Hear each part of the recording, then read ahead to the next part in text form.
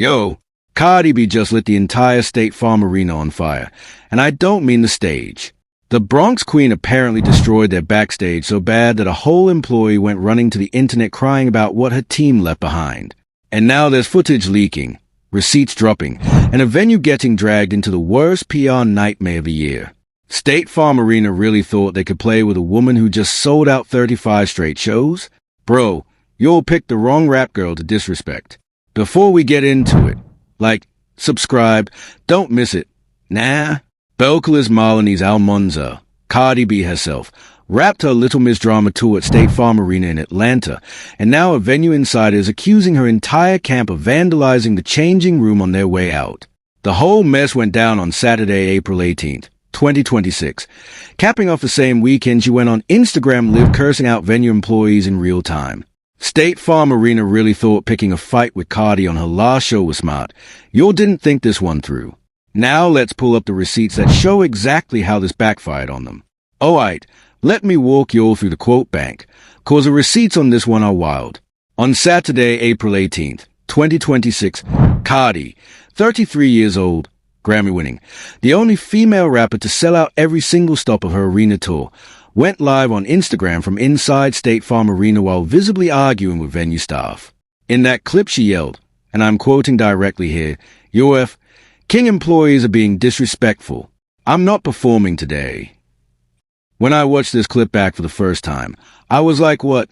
She's going live, camera on, in front of millions, demanding to speak to a boss like she's returning a bad wig at Sephora. Bro said what? Whoever that staff member was standing there frozen. That's the dumbest flex I've ever seen, arguing with Cardi B with the internet watching. Then on that same live, she escalated. She said, "We got in here. Your employees are being king rude for no reason, being rude for no reason. I feel a certain type of way, because you're being disrespectful. I did 35 shows, and I never had a problem, and we've been kind to everybody." When I read that, I had to do a double take. 35 shows. 35. Megan Thee Stallion, Meek Mill, Tyler, Kalani, Glorilla, Fetty Wap, Lil Kim, none of them had a problem on this run. The one place she has an issue? Atlanta. That's not Cardi being extra. That's a pattern, and the pattern ain't on her side. But honestly, the wildest quote came later, on stage, mid-show, while she was literally performing. She grabbed the MIC and told the crowd, "I'm pissed off right now. I ain't gonna lie. This arena been playing a lot of in games with me. This will be the last time I'm ever in this B.H. Next time, B.H. I'm having my concert in the parking lot, B.H. Yo, I had to rewind and listen 3 times. She threatened to do the next show in a parking lot. That line right there, that's where the arena lost the plot. You can't get publicly embarrassed in front of a sold-out crowd and think there's no consequences. Then the next morning, Sunday, April 19th, Cardi went to X and dropped a sniper tweet with zero cap. When you hold power and authority, use it with kindness and respect. Never abuse it, because not everyone will endure your arrogance in silence. Treat others exactly like you demand to be treated. Atlanta, I'll see you soon. Nah, brew. That ain't a tweet. That's a legal disclaimer dressed up as inspiration. She said abuse of power out loud. And then, the cherry on top, a video surfaces, shared by @dumb_yuka, allegedly showing the backstage changing room at State Farm Arena visibly trashed and vandalized after her team rolled out. The caption going viral on X reads, "Cardi B and her entire team trashed and vandalized the State Farm Arena changing room in Atlanta for her shows for the Little Miss Drama tour." When I saw that footage, I was like, hold UP, let me break this down because it's crazy. Now that we got the quotes on the table, let's connect the dots. Okay, y'all, this is where it gets spicy, cause the timeline tells a whole different story than the headlines. Check this. That Instagram live, it dropped hour before showtime, not after. Cardi wasn't venting post-concert like a sore loser. She was signaling SOS in real time while the tension was still raw. That's a huge detail nobody's pointing out. She gave the arena a live chance to fix it, publicly, and they still fumbled it. Any smart venue management would have rushed the supervisor down, that whole way faster than Offset runs from commitment. But this arena? They let it spiral. Now pay attention to this next piece. That on-stage MIC moment. It happened during the second of two Atlanta dates. The night before, April 17th, Cardi had already brought out T.I., Jeezy, and Mariah the Scientist to bless that same stage. Atlanta royalty showed up for her. The culture pulled up, and then the staff still chose violence on night two. That's when you know State Farm Arena doesn't have real advisors. 'Cause any manager with a brain would have said, our staff cannot be the villain the same weekend Tip pulled up. Now here's a detail that made my jaw drop. That on-stage rant, she ended it with this your F-ing second time. Second time. That means this wasn't some random one-off staff bad day. This venue has beef history with Cardi already. The 6 years she's been headlining arenas, Atlanta State Farm is the ONLY building she's publicly sworn off. So this was a boiling pot, not a surprise.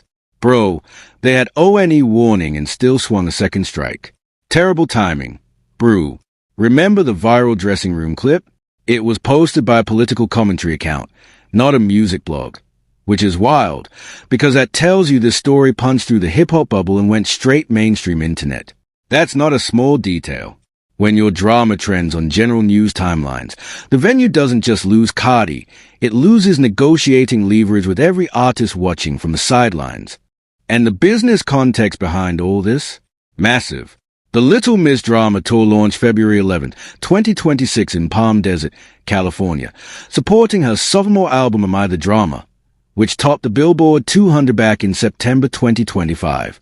This wasn't some mid-tier run. This was her first headlining arena tour, a historic run where she became the only female rapper to sell every seat on every date. State Farm Arena was a final destination, the victory lap, and they ruined what should have been a celebration. That's the equivalent of ruining somebody's wedding reception, 'cause the DJ had an attitude. Disrespectful on a whole different level. Now zoom out even further. Atlanta is a major hip-hop stop. Every rapper's tour routes through the city. State Farm Arena hosts the Hawks, but it also hosts Beyoncé, Drake, Bad Bunny, you name it. Putting a black mark on your name with one of the biggest female rappers on the planet? In the same weekend rumors of a trash dressing room are flying? That ripples. Opposition. Really thought nobody would connect these dots? But here's where it gets even more interesting. Alright, detective hat on. Let's zoom in on the pieces nobody's caught yet. Now check this out. Nobody's talking about the specific accusations Cardi listed on that live. She didn't just say rude. She said pointing fingers for no reason, touching people for no reason. That phrase, touching people, is the one I can't get past. In a post-Me Too industry, you don't throw the word touching around unless it actually happened. That word is a legal word. That's the kind of language lawyers use. If State Farm Arena had half a brain, they would have noticed this before letting their PR team go silent. Let's dissect the word disrespectful too. Cardi says it 3 different times in the same live. 3. Not rude, not mean. She kept hammering disrespectful. In hip-hop culture, disrespect ain't a soft word. That's a fighting word. That's a code word that signals this isn't about one bad moment. This is about you're not treating me like an equal. When a Bronx-born Dominican woman who came up from the strip club to Grammy stages tells you somebody was disrespectful 3 times, she's not describing a vibe. She's describing a hierarchy she felt beneath. Now look at the onstage line again. I still FK with the Atlanta Hawks, though. Pause. Why is that line there? Why did she specifically separate the Hawks from the arena? 'Cause the Hawks OWN State Farm Arena. She's publicly splitting the team from the venue operations, basically telling ownership, your employees are making you look bad, not the franchise. That's a calculated move. That's Cardi, an unofficial friend of the NBA via her celebrity orbit, signaling to Tony Wrestler and Hawks brass directly. And the arena staff missed that layer completely. That's a problem with State Farm Arena. They don't read between the lines. Here's another piece people are overlooking. Her tweet used the word arrogance. Not rudeness. Not mistake. Arrogance. That word is surgical. Arrogance implies someone walked into that interaction thinking they were above Cardi B. Think about what that signals. A regular arena employee, clocking maybe $18 an hour, decided to flex on a woman whose album just topped the Billboard 200. That ain't a customer service issue. That's an ego issue. And Opposition. Really didn't catch that tone? Embarrassing. Now let's go forensic on the visual evidence. The viral dressing room clip reportedly shows overturned furniture, empty bottles scattered, food debris, clothing wreckage. The kind of carnage you'd expect at a frat house, not a major arena. But here's a forensic question. WHO was in that dressing room that night. Cardi had guest artists on stage. She had her glam team, her dancers, her security, her management. That's a lot of people with access. Her team trashed it is convenient framing, but it erases the fact that a dressing room is basically a public green room during a concert. Anybody with a credential walked through that door. So when one anonymous employee screenshots one mess and blames one rapper, that smells like retaliation, not reporting. And check this pattern. The video was pushed viral by an account that doesn't cover hip-hop. That's a big forensic tell. When hip-hop drama gets laundered through non-hip-hop accounts, it usually means somebody is trying to weaponize a narrative for an audience that doesn't like the artist anyway. That's not an accident. That's strategy. If opposition thought we wouldn't notice the distribution pipeline, nah, we noticed. Now let's see how the mainstream media tried to frame all this. Alright, so the media coverage on this, a whole mess of spin, and I want to show you all how different outlets twisted the same evidence. Billboard framed this story as a pure backstage clash, leaning into the cancellation angle and treating Cardi as a frustrated but professional artist who held her composure. Their headline positioned it as nearly cancels, which is actually a fair read, but notice they completely sidestepped the dressing room allegations. Billboard kept it business, professional, almost sterile. They didn't want to touch the trashing story with a 10-foot pole, probably cause they need access to venues and artists both. People magazine took a softer angle, practically wrapping Cardi in a heart emoji. Their framing was Cardi almost cancelled but still pulled through, and they closed the article highlighting her drunk thank you video to her crew. That spin paints her as a gracious superstar. No mention of trashing. No mention of touching. Just feelings. That's how you protect an A-list celebrity in soft media. Hot new hip-hop went in harder, keeping every uncensored quote, running the parking lot line in bold, and even listing alternative Atlanta venues she could hit instead of State Farm Arena.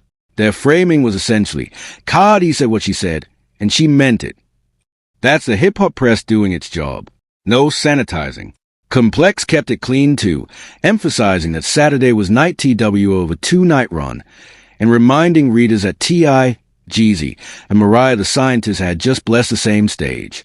Their spin made State Farm Arena look like the culture disrespecter in a city that prides itself on being the hip-hop capital. Fox 5 Atlanta, a local news outlet, did the predictable thing. They ran the story but gave State Farm Arena the last word, noting the venue declined to comment. Local news trying to stay neutral, cause the arena is a major Atlanta advertiser and tenant. Reading between those lines, Fox 5 is covering their bag. Now here's the counternarrative. Some of State Farm Arena's defenders, and the anonymous employee who leaked the dressing room footage, are claiming Cardi was out of pocket, that her team trashed the space out of spite, that she escalated a small misunderstanding into a national incident. Some people on X are posting things like typical celebrity entitlement, and she lost her ring cause she doesn't clean. Some Cardi critics are saying this is cap, that she's using the live stunt to sell tickets. Here's why that counter-narrative doesn't hold up, though. The same people defending the arena are the ones who thought Cardi was finished in 2019. They've been wrong about her for 6 years straight. The receipts we laid out, the onstage rant, the tweet about abuse of power, the 35 clean show record, the second-time admission, don't line up with a fake stunt. And remember the exact language she used? That's not the language of somebody trying to juice headlines. That's the language of somebody genuinely burnt. Those supporters are reaching trying to defend this. If you still think the staff had a point after all this evidence, you're just biased. The media trying to spin this to the arena, but the receipts don't lie. But here's what nobody is saying. Everybody want to talk about this story like it's just another celebrity tantrum. Mainstream outlets want you thinking, oh, Cardi had a bad night, staff had a rough shift, messy dressing room. Moving on. That's the safe narrative. That's a narrative that lets the venue off the hook. But here's what they won't tell you. This ain't about a dressing room.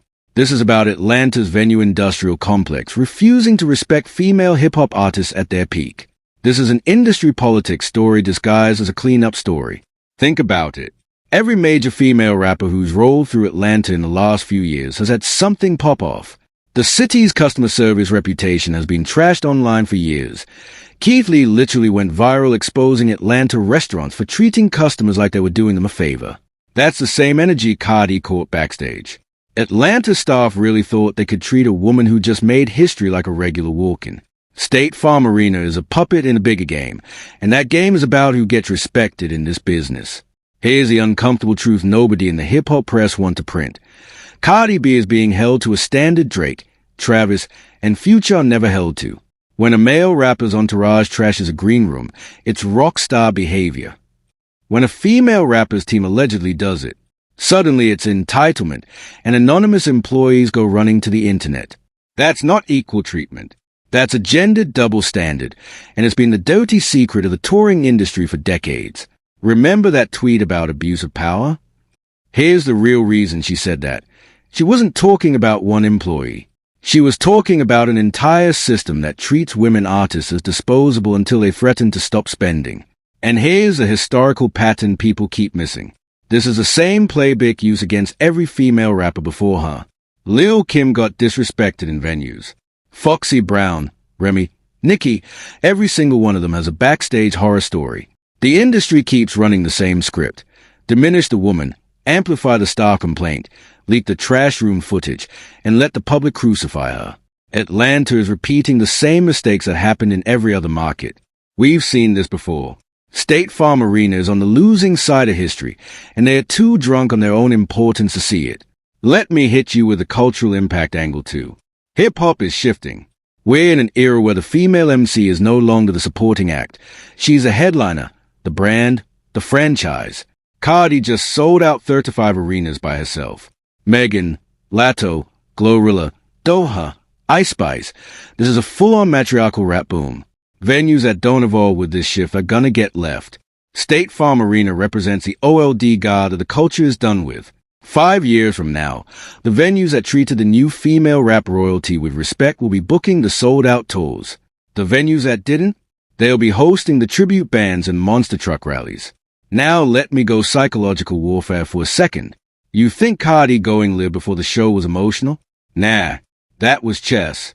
She put the staff on blast in front of 2 million live viewers, guaranteed the venue would capitulate and let the show go on, protected her fans who already bought tickets, and created a permanent public record for any future lawsuit or dispute.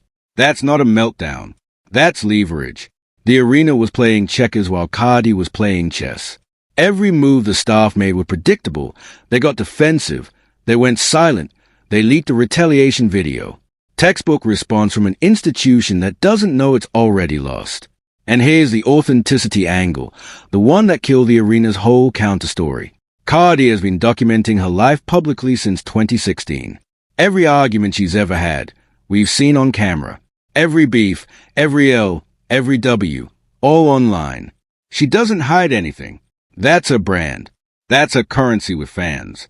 So when anonymous employees leak one-sided retaliation footage and expect the public to believe they're framing over a woman who spent a decade showing us a whole life role, that's delusional. The arena staff is rewriting history to stay relevant in a narrative they already lost. Their whole victim persona is manufactured, and it's falling apart in real time as we speak. And that's the truth they won't tell you. This isn't a celebrity tantrum. This is a cultural reckoning. This is an industry getting put on notice. This is a Bronx woman standing up for every artist who's ever been disrespected in a building that wouldn't exist without them. So what happens next? Here's what's most likely to happen first. State Farm Arena is gonna issue a quiet apology letter within the next 2 weeks. Watch. They're gonna write something bland about reviewing internal procedures and valuing all artists who grace our stage. Mark my words. Because when you lose a female rapper of Cardi's caliber, you don't just lose one artist. You lose the Whisper Network. Every tour manager in the industry is gonna hear about State Farm Arena's attitude within 7 days, and bookings will quietly get rerouted. When the apology drops, opposition is gonna look desperate, like a boyfriend texting at 3 a.m. after you already blocked him. That apology is not gonna save them, but they are still gonna send it 'cause they have no choice. And Cardi? She's gonna screenshot it, post it with a laughing emoji, and the internet's gonna eat. Now here's why the scenario favors Cardi. She doesn't even need to respond. The silence is gonna hurt the arena more than any diss track could. She's gonna keep winning Grammys, keep topping charts, keep selling arenas elsewhere. Meanwhile, State Farm Arena is gonna have to explain to every future artist management why the last female rap superstar who performed there swore off the venue on stage. That conversation alone is worth a six-figure hit to their booking rates. Now, if scenario 2 happens instead, if Cardi does follow through on that parking lot threat, it's gonna be legendary. Imagine it. She partners with the Atlanta Hawks.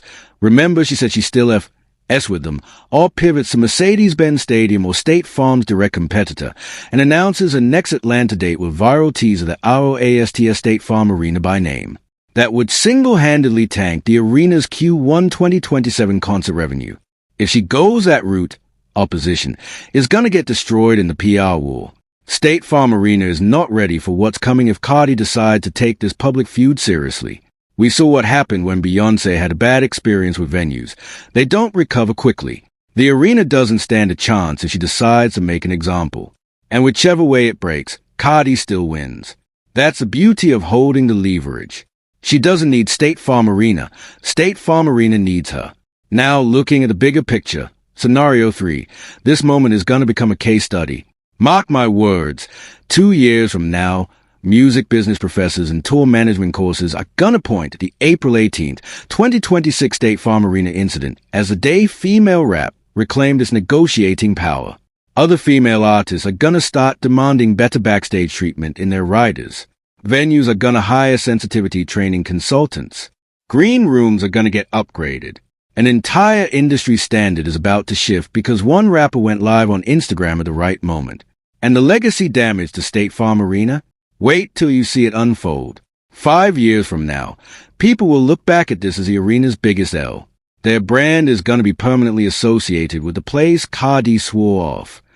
Every time a female artist is on tour and considering Atlanta, that conversation is going to happen. State Farm Arena is watching the culture move on without them, and there's nothing they can do to erase that viral footage. You can't UN ring that bell. Meanwhile, Cardi's legacy only grows. She becomes a woman who stood up on stage, mid-performance, in the middle of a sold-out show, in front of thousands of paying fans, and told a major venue to kiss her entire behind. That clip is gonna be in her documentary. That clip is gonna be in the Netflix special. That clip is gonna be taught as an example of an artist using her platform to hold institutions accountable. 15 years from now, somebody's gonna write a book and the State Farm Arena chapter is gonna be one of the most iconic in it. Whatever happens, one thing's clear. State Farm Arena already lost. Thanks for watching. If you enjoyed uncovering the real story, smash that like button and hit subscribe so you never miss when we expose what everyone else is too scared to say. Ring that bell for notifications. And if you want more truth bombs like this, click on one of these videos next. Trust me, you'll want to see what we found.